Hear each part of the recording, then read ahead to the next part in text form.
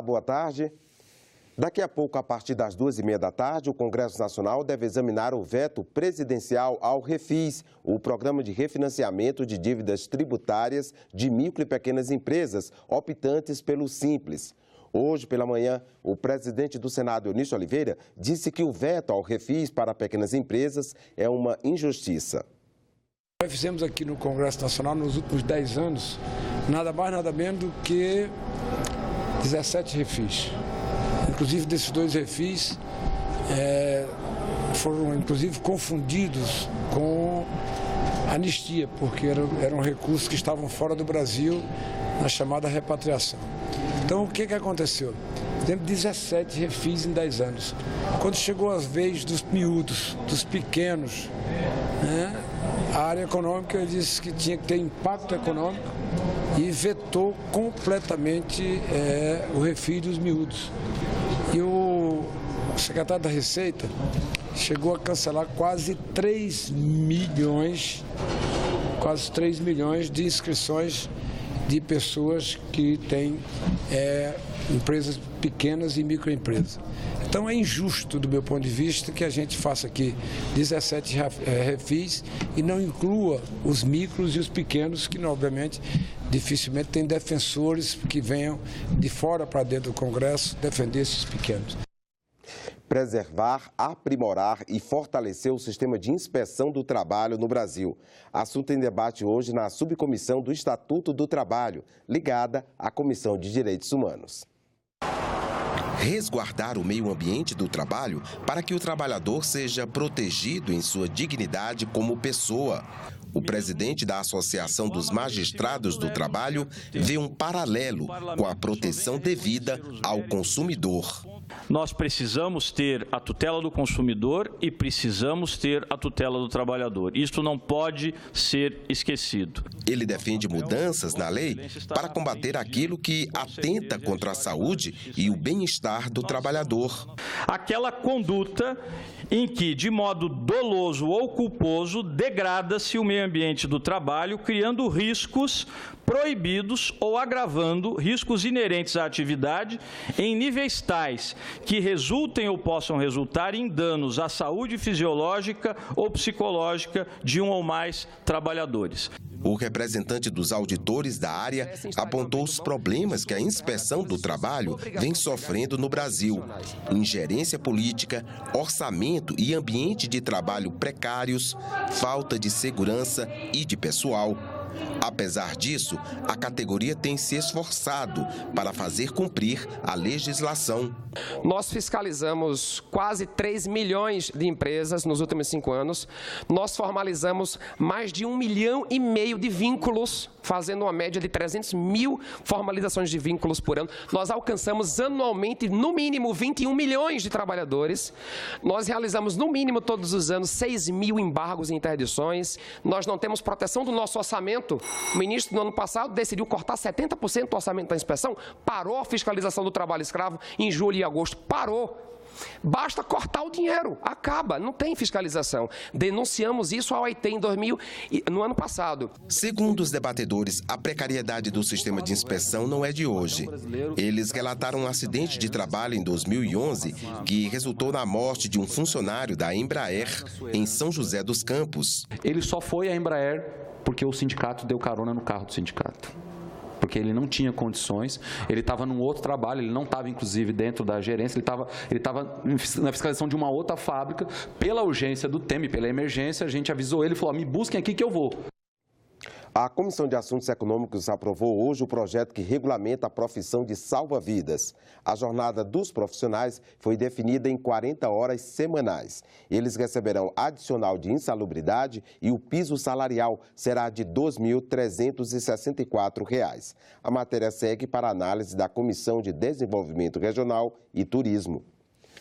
Também foi aprovado projeto de resolução para vedar, ou seja, proibir a prorrogação ou reabertura do prazo para estados e municípios contratarem empréstimos. O projeto segue para o plenário. Segurança Pública, Justiça Eleitoral e Educação são alguns dos temas que vão estar na pauta do plenário desta semana. Confira na coluna da jornalista Érica Christian. Um dos destaques do plenário é a votação do projeto que proíbe o contingenciamento de recursos da área de segurança pública.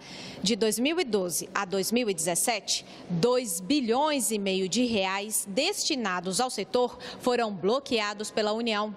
Os senadores também podem votar a proposta que proíbe a Justiça Comum de se manifestar em ações relacionadas a questões internas dos partidos políticos. Apenas a Justiça Eleitoral vai se manifestar nesses casos. Na área de educação, os senadores podem votar o projeto que obriga a instalação de bibliotecas em todas as escolas públicas. E, por fim, os senadores podem votar o projeto que altera a taxa de fiscalização de funcionamento da Anatel para empresas de telecomunicações. Aquelas que descumprirem com as metas de atendimento aos consumidores vão pagar mais.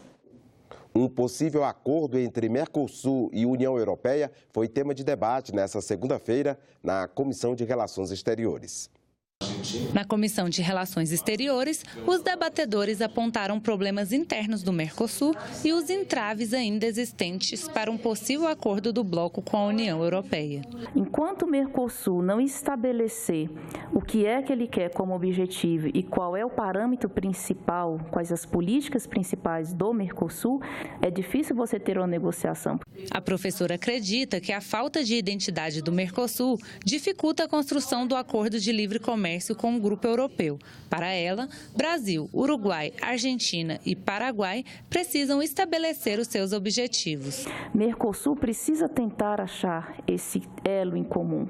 Qual elo comum, qual é a agenda comum para tentar estabelecer a partir dali um polo de negociações e levar isso frente aos outros países. Porque quando você senta para negociar, é cada um com seu polo e com sua visão individualista. Isso é complicado para um bloco regional. Para este especialista, o Mercosul é um corpo sem alma e se perdeu dos seus projetos originais. Esse projeto comum, ele foi sendo gradualmente abandonado ao longo da trajetória do próprio bloco. Então, nesse sentido é que eu digo, você tem hoje um mecanismo que tem uma funcionalidade, uma importância relativa do ponto de vista comercial, mas não está acoplado a um projeto mais amplo, a um projeto maior. E, além disso, a dificuldade dos dois blocos de conciliar interesses é o principal obstáculo para um acordo ser assinado. Carne, o Mercosul vem pleiteando, né, pelo menos 200 mil toneladas podendo ingressar no mercado europeu com tarifas reduzidas. Eles nos oferecem apenas 70 mil toneladas. Eles têm também um interesse em acesso aos seus produtos lácteos ao mercado do Mercosul, a automóveis. O Estatuto do Desarmamento é tema do especial Cidadania, publicado hoje no Jornal do Senado.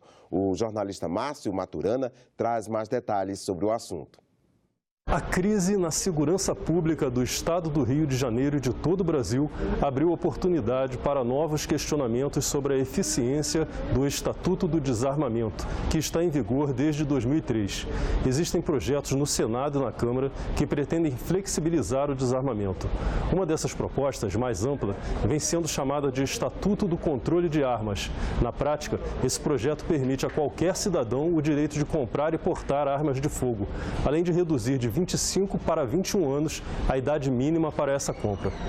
O especial Cidadania que o Jornal do Senado publica nesta terça-feira traz um quadro comparativo de como é a lei hoje e como seria nesse novo estatuto. A reportagem entrevista especialistas e parlamentares contra e a favor da liberação de armas. Apresenta dados estatísticos sobre crimes e cita a experiência dos Estados Unidos, onde atualmente movimentos sociais reivindicam uma restrição maior ao porte de armas. O especial Cidadania é publicado todas as terças-feiras no Jornal do Senado, que pode ser assinado para recebimento diário por e-mail em senado.leg.br/jornal. É isso. Para rever as reportagens desta edição na nossa página, acesse senado.leg.br/tv. Obrigado pela companhia e até a próxima.